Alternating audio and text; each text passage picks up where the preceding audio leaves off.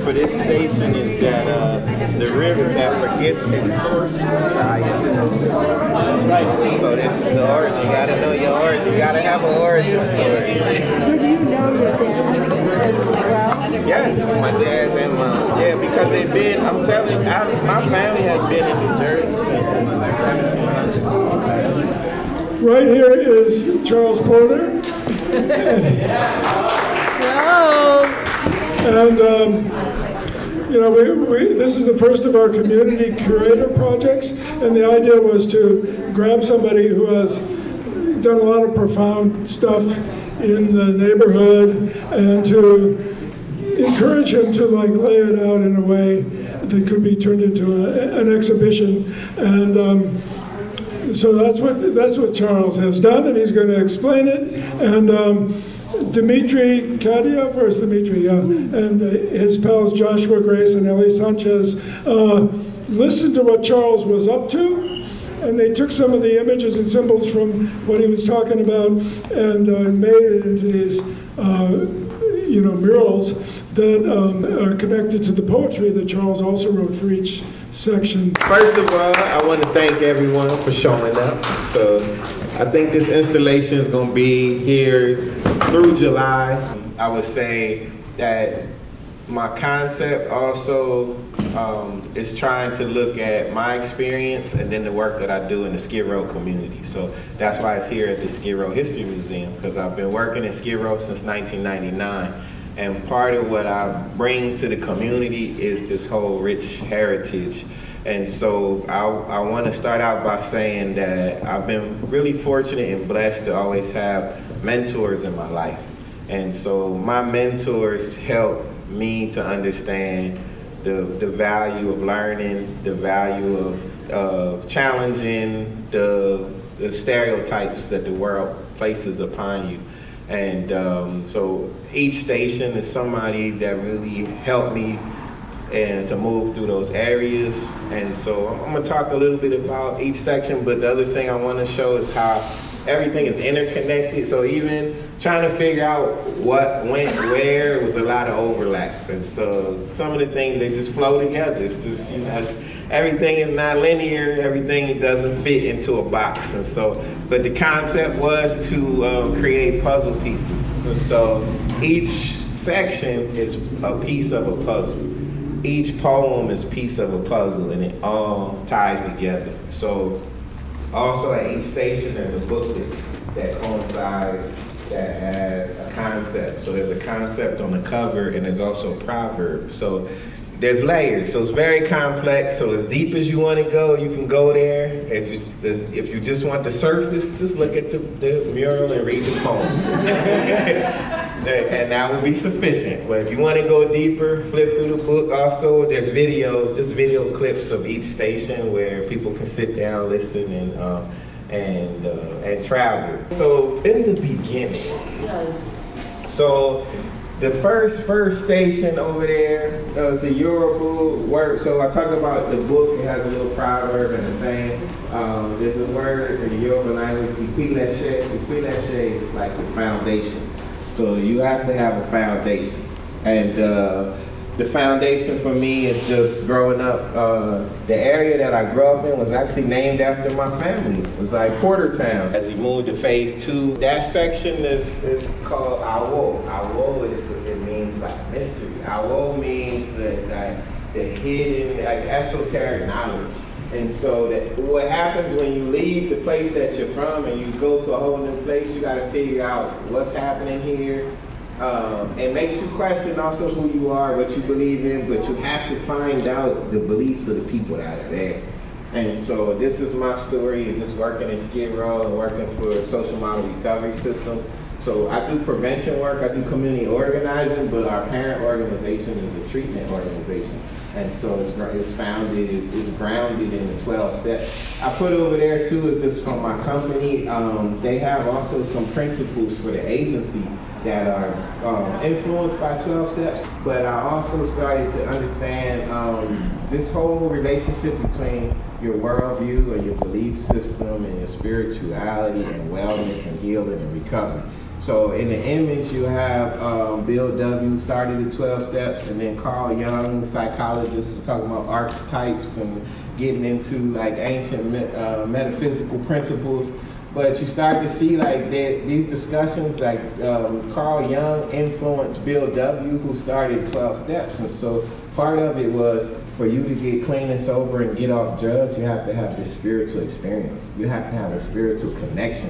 And it's a journey. You have to go on this journey to understand the world and your place in it. And then at the top, you just see it's a sky watcher, an African sage. There are many people you've never heard of. Their names are not known. And there are legions of people who were the wisdom keepers. So that's Zora Neale Hurston. So she also went to Howard University. She named the newspaper Howard University, the Hilltop. And she was just a pioneer. There's a documentary now about her on PBS. Like, she was an anthropologist as well. She wasn't just a writer and a storyteller. She loved her culture. She loved her heritage. And she also immersed herself in it. She went through these different initiations to find out how people viewed the world and how to best convey that. And so in this section, we just talk about culture. So I think, what does it say? Asha? Asha is a Yoruba word for culture. And so that section just talks about culture, but just also the significance of how knowing your culture just keeps you well.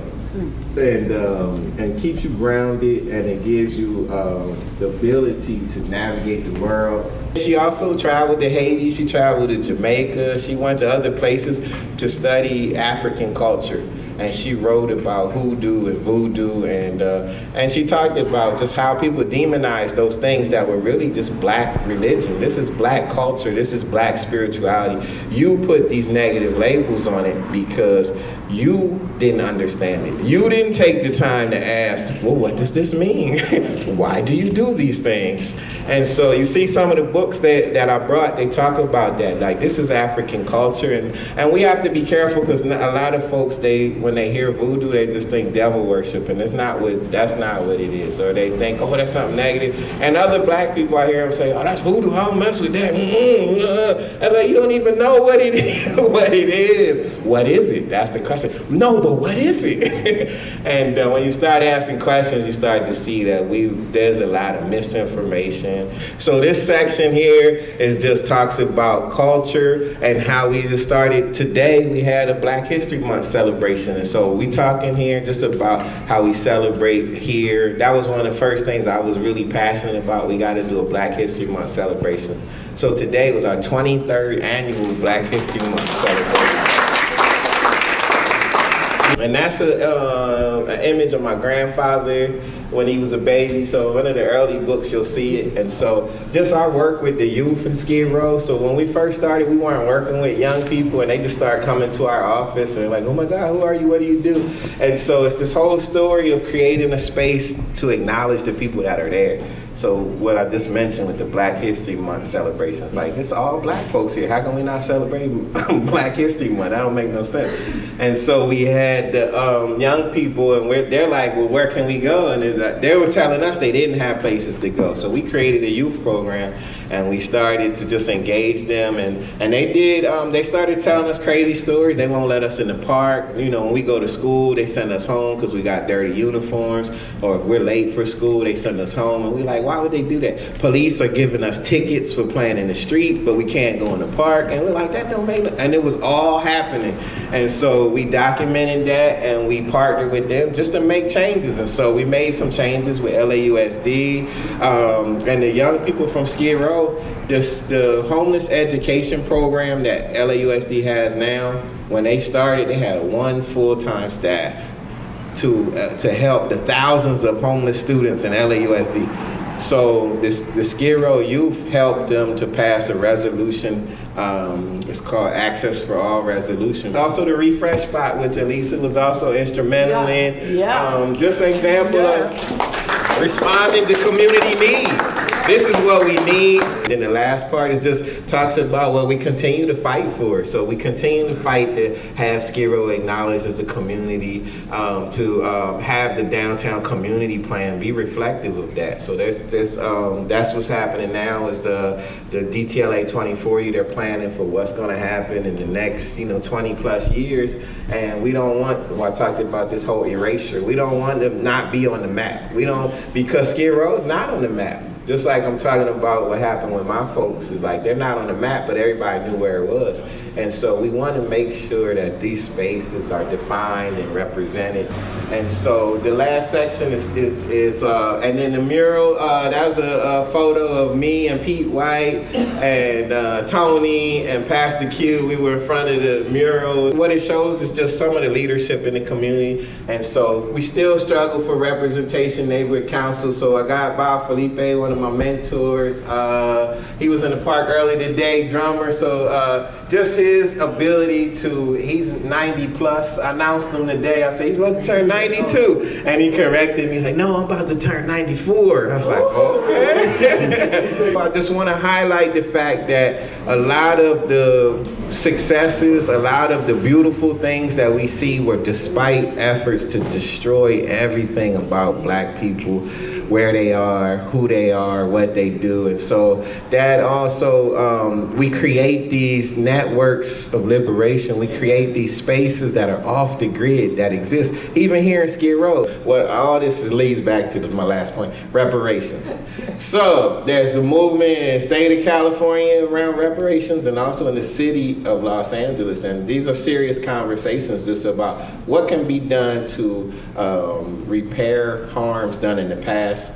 But part of the dilemma in that discussion is we continue to be harmed by the system. So what can be done to protect us from the harms, but to also make sure that the harms are acknowledged in the first place? With Dimitri, I just want you to share a little bit about what the experience was like.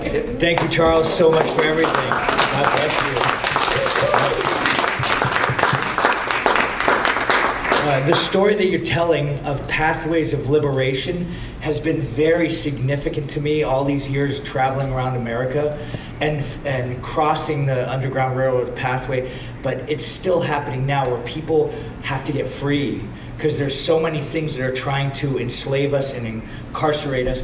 So your vision of networks of liberation is inspiring, to say the least. There's networks, there's pathways, and there's sanctuary places, sanctuary spaces. One of the places I've learned and seen that the most is through devotional service. When you go somewhere and you volunteer and you give some time and some energy to the good cause, being merciful to people who are in a great deal of suffering, there's something that happens to us while we're doing it. It changes us, but it also blesses the people we're helping. So pathways of healing, pathways of education, and pathways of liberation. My wife did this artwork. She's a very gifted artist. And that's us right there. Oh, we look so young. We were young. I mean, we're still young. No, I'm gonna bomb it. It was old.